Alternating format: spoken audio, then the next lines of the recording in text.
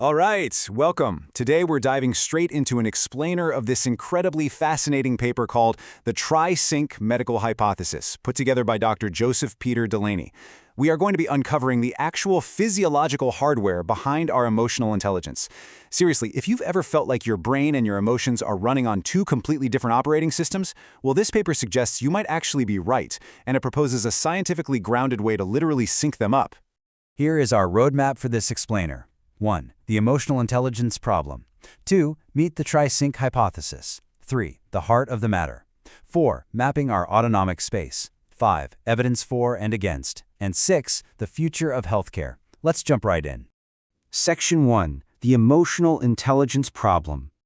So we need to look at this kind of glitch and how we currently deal with concepts like empathy, communication, and especially burnout, right? Particularly in super high stress fields like medicine. For decades, we've thought of emotional and social competencies purely as behavioral soft skills. You know the drill. If you're a doctor, a nurse, or anyone in a high-pressure environment, you're constantly told you need to be more self-aware and manage your relationships better. But Dr. Delaney asked this really provocative question. Are these just personality traits? Or is there an underlying physiological mechanism we've been missing this whole time? Because current models, they describe the behaviors really well, but they give us absolutely zero insight into the biological hardware that's actually running those behaviors. Under the old view, we literally taught emotional intelligence as a static trait. It was like this personality quirk that you either had or you didn't. But the TriSync hypothesis, it shifts the paradigm completely. It argues that emotional intelligence is actually a dynamic, physiological state of your nervous system. It's not just some soft skill you read about in a seminar. It is a physical state you can actively choose to enter. Section 2. Meet the TriSync hypothesis. Okay, this is where we start conceptualizing humans as an adaptive operating system. TriSync argues that our human OS relies on three core processes that are just continuously interacting.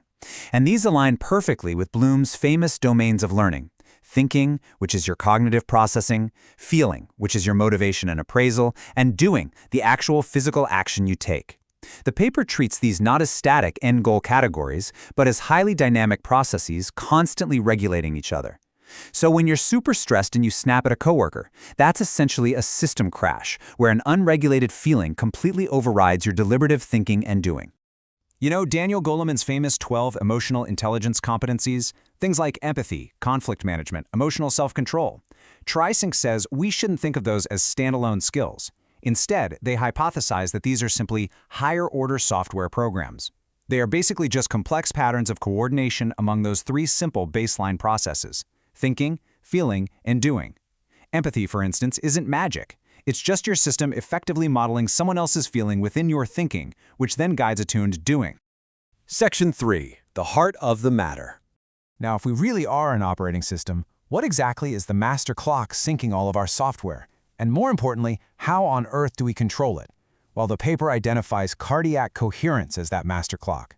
This is measured by heart rate variability, or HRV, and this physiological state acts as a central regulatory node for your whole body.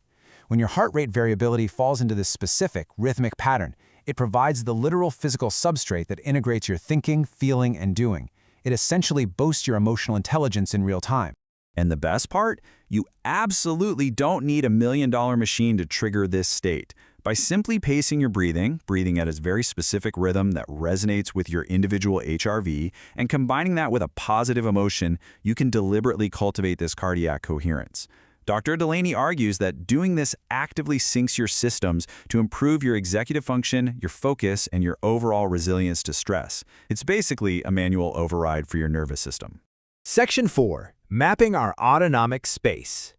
So to really grasp this, we have to completely rethink how we view our nervous system. Instead of a simple on and off light switch, where you're just bouncing back and forth between stressed and calm, the paper points to Bernson's doctrine of autonomic space. You have to think of it more like an audio engineer's mixing board with a whole bunch of multiple sliders. The sympathetic and parasympathetic systems don't just act as a simple seesaw, they can actually operate totally independently of each other. Different psychological states literally exist in entirely different coordinates of this multidimensional space, depending on exactly where all those sliders are set. And right within this multi-dimensional mixing board, TriSync embeds theories about how we physically immobilize, mobilize, or socially engage. It places this alongside these interacting layers of control. You have a reactive layer, an adaptive layer, and a contextual layer. High emotional intelligence basically just means that all these layers are successfully communicating and syncing up within that autonomic space. That is what allows you to respond to a crazy situation with the absolute perfect balance of thought, emotion, and action. Section 5. Evidence, for and against. So what does the clinical data actually have to say about all this? To be fair, Dr. Delaney definitely doesn't shy away from the limitations. On one hand, we have some really solid convergent evidence that HRB biofeedback improves attention, lowers anxiety, and bolsters executive function. But on the flip side, we have to admit the effect sizes in a lot of these studies are pretty modest. Plus, the whole construct of emotional intelligence itself is still heavily contested by some researchers who argue it overlaps way too much with standard personality traits. And while the broad strokes of polyvagal theory are widely accepted, its super-specific anatomical claims are still hotly debated. So the hypothesis is really well grounded in converging literature, but it explicitly acknowledges that we need a lot more rigorous testing. Section 6. The future of healthcare. Think about this. If TriSync is correct, it dramatically, fundamentally changes how we train professionals. The hypothesis suggests implementing low-cost adjuncts like HRV biofeedback and basic paced breathing protocols directly into medical curricula. Imagine doing that. This could temporarily shift healthcare professionals into autonomic states that actively support better communication, teamwork, and massive resilience under pressure. It also opens some huge doors for personalized treatments for burnout, moving us totally away from one-size-fits-all therapy to mapping out a person's specific autonomic space. But to actually get there, we're definitely going to need more functional MRI studies, randomized controlled trials, and laboratory stress challenge paradigms to prove these mechanics definitively. Ultimately, TriSync offers a testable, mechanistic way to ground emotional intelligence in our actual physiology. Like the paper says, it is time to move discussions of emotional intelligence way beyond trait psychology and soft skills and into a more integrated biopsychosocial model. It just shifts the conversation entirely. Emotional intelligence isn't just a quirky personality trait to be read about in a textbook. It's a tangible, physiological state that we can actively cultivate by fine-tuning our internal hardware. As we wrap up this explainer, I want to leave you with a really practical thought.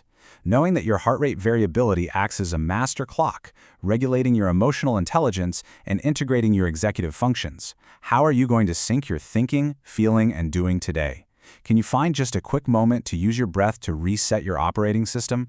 Thank you so much for exploring the TriSync Medical Hypothesis with me. Keep learning and keep syncing.